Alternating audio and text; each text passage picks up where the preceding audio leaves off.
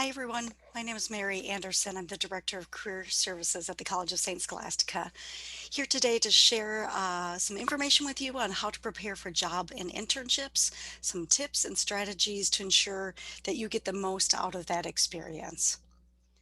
The first thing I'd like to share with you is the purpose of job and internship fairs. It's always helpful to step back before you start preparing to think, why am I even going to a job or internship fair? So the obvious answer would be to get a job or an internship. Yes, that is part of it, but there's a whole bunch of other reasons you might attend or a whole bunch of other benefits of attending a fair. So it allows you to explore career paths, to gain a deeper understanding of the world of work, to start to understand job titles that are out there that fit for your major. It's allows you the opportunity to build some confidence in introducing yourself to employers. And really, as much as they are checking you out, you're checking them out. So you start to develop an understanding of the type of organization that might be the best fit for you. And then, of course, also to learn about and apply for jobs and internships. So one of the first things I would have you do if you're considering attending a job or internship fair, number one is to learn about the registration process, the directions and the deadline. Some have fees, some you have to pre-register for, some you have to go to different sites. So make sure you know the registration process and deadlines. Second, you really want to think about the scope of that particular fair and if it's a good fit for you. So is it worth your time or not? So here you're looking at types of organizations and types of positions. So for example, if it's a healthcare fair and you're an advertising marketing focused student, that might not be the best match for you. Or perhaps it's a very locally based fair and you're looking for jobs across the United States. It might not be a good fit. So check that out first to see if it's aligns with your career goals. I would say, that being said, going to any fair can be really beneficial because you often learn about new opportunities. Again, you develop this confidence in yourself and you start exploring the world of work. So could you get something out of any fair? Probably, but it is helpful to make sure it's aligning with your career paths. And then do you have enough time to prepare? It does take a little bit of energy to register and get your resume updated and do the employer research. And we want you to do that well so that you have a good experience. So make sure you have enough time to prepare in advance. So the steps, the first thing that you want to think about is getting that resume developed or updated. It's required at almost every fair. Some recruiters will take your resume, some will just look at it, some you have to submit as part of the registration process. For job fairs, your resume really should just be a one-page document. Again, you're summarizing your education and experiences and skills. You're focused on action words and bulleted statements describing what you've done, what you've accomplished, what skills you've utilized. We have 3 separate YouTube videos that walk you through the development of a resume, how to write effective bulleted statements, and how to tailor it to a specific job search. So do make sure that you check out those resources as well. And remember, you're not alone. We expect it will take 2 or 3 drafts, sometimes more, and we help you in that process. So you can submit your documents to resumes@css.edu. Within a day or two, we'll be able to get feedback to you.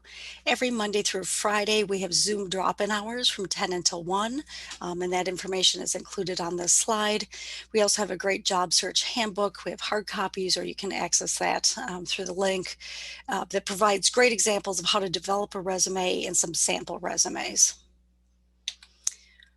Once you have that resume going, the next thing you want to think about is this employer research. You might have done a little bit of that already to determine if the fair is a good fit for you, but now that you've determined, yes, it is, you want to dive in a little bit deeper. So you're really looking at who are the companies that plan or organizations that plan to attend.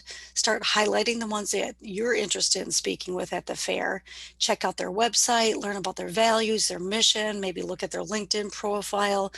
Those that you have lots of interest in, dig a little bit deeper, see if they've been in the news recently, do some Googling of them. The goal for all of it, though, is really that you can come up with then your list of probably about 10 organizations you want to talk to. As you approach the fair, I usually suggest that you start with someone lower on your list as your first conversation. Use that one to build up some confidence, understand the process and the routine of these introductions, and then move back to choice number one, two, three, and four. I always have you plan on more organizations than you think you might talk to. So maybe you only get to seven, but have 10 possibilities on your list. The reason you want to do research on the employer ahead of time, one, do they have the types of positions you might be interested in? But really, when you start engaging in these conversations, it makes you stand out. If you've done a little bit of research on that organization, it demonstrates your interest, your engagement, and that you are knowledgeable about who they are. Now, if you're going to talk to 10, you might feel like, I don't have time to do research on all 10. That's fine. Then choose your top three or four to really dig in and do the research, and rest of them you may have more general conversations with. Okay, you have your resume. You thought about what companies you want to talk with. Now, how do you introduce yourself once you get there? This is called the elevator pitch, which is really just your introduction. The idea is if you entered an elevator with someone, shut the door shut, you're going between floors, that's the amount of time you have to introduce yourself and what you're interested in. So the elevator pitch. People use this for selling an item or for a brand, for an organization. In your case, it's the introduction of you, who you are, your interest, and what you're looking for at this time.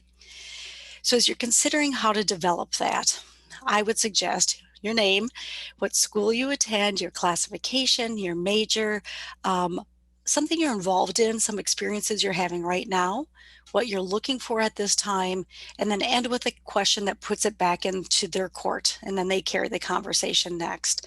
So for example, you might say something like, "Good morning. My name is Mary Anderson. I am a junior at the College of St. Scholastica, majoring in psychology. I'm currently an academic mentor through Mentor Duluth, and I work part-time as a PCA at Trillium Group Homes. I'm exploring opportunities for a spring or summer internship. I read your employer profile and was really interested in your focus working with children with autism. Can you tell me more about your internship program?" So it'll sound something like that. It doesn't need to be memorized in word for word, but I want you to gain confidence and comfort in what that feels like to go through sort of that basic introduction. So come up with what you think you would say, practice it out loud a couple times, mix it up. Don't feel like it needs to be rote and memorized, but just enough that you know generally what you want to say for each one of those introductions. Now, here's the challenge. Sometimes what students report back to me is they get that introduction done, and all of a sudden they're like, oh, now what I do once I've said my introduction. So now you want to prepare a list of questions that you would ask, the one that you're ending your introduction with, but a few after that as well.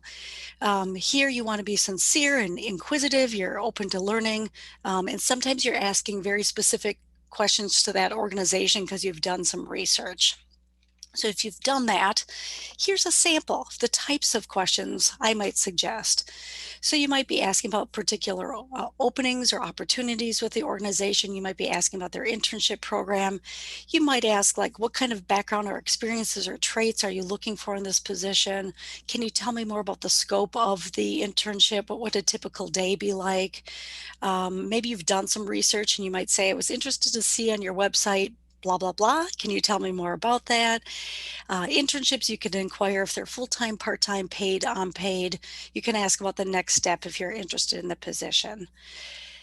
I would have about 5 or 7 of these prepared. In the conversations, they're normally between 3 and 10 minutes, depending on the type of the fair. You might not get through all of them, but I'd rather have you over-prepared with questions so that you don't feel uncomfortable and not know what to say next in the conversation.